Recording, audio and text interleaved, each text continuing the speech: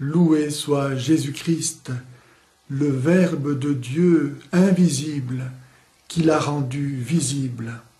Sa paix soit avec vous.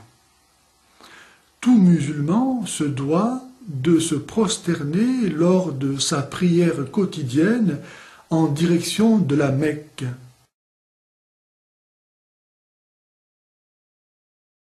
C'est-à-dire en direction de la Kaaba,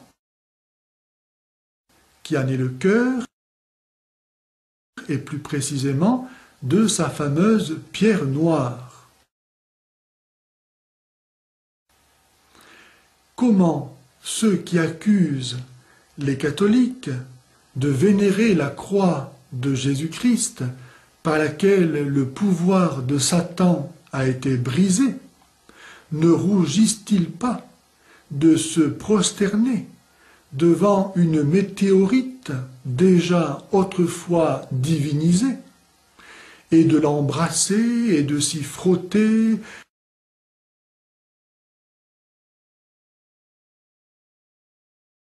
et d'y tourner rituellement 7 fois autour, tels des Sioux tournant autour de leur totem?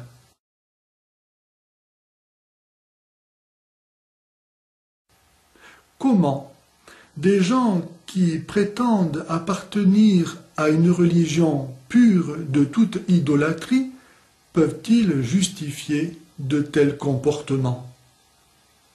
Et ce sont les mêmes qui, un peu plus loin, lapident un rocher symbolisant Satan.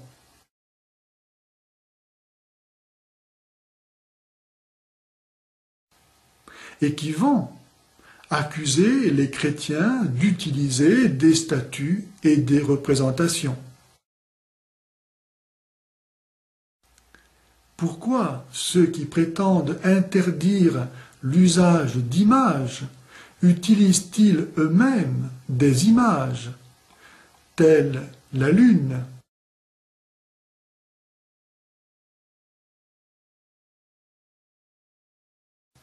ou l'étoile?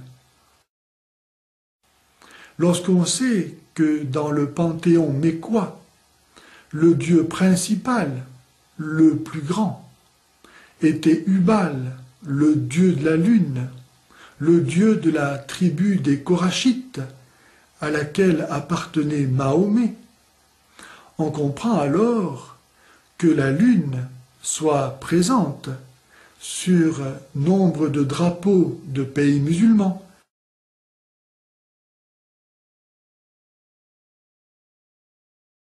comme en haut des mosquées, ou qu'il y ait le croissant rouge, et que l'islam ait adopté le calendrier lunaire.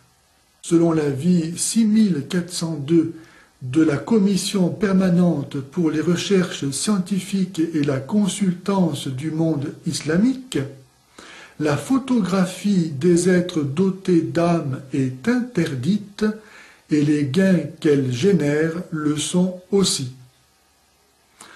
On imagine les problèmes de conscience que la civilisation occidentale doit donner aujourd'hui aux pieux musulmans, qui ne veulent pas d'images. S'il fallait proscrire toutes les images, comme le demande la radicalité du dogme musulman, alors il faudrait éliminer tous les hommes créés à l'image de Dieu et qui réfléchissent malgré eux la gloire, la beauté et la bonté de leur Créateur.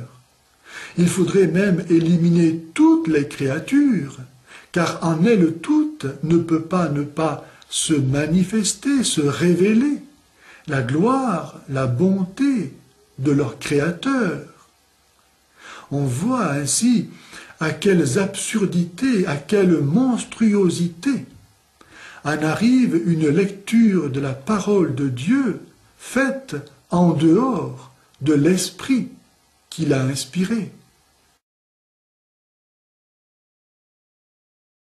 Il n'y a ici-bas qu'une seule réalité visible que les chrétiens adorent. C'est le pain et le vin devenus le corps et le sang de Jésus.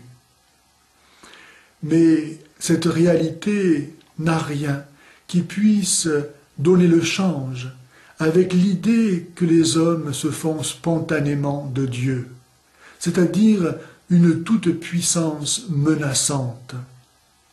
C'est en effet en toute douceur et humilité que Dieu vient se donner à nous, lui qui est la vie éternelle, afin que nous vivions par lui.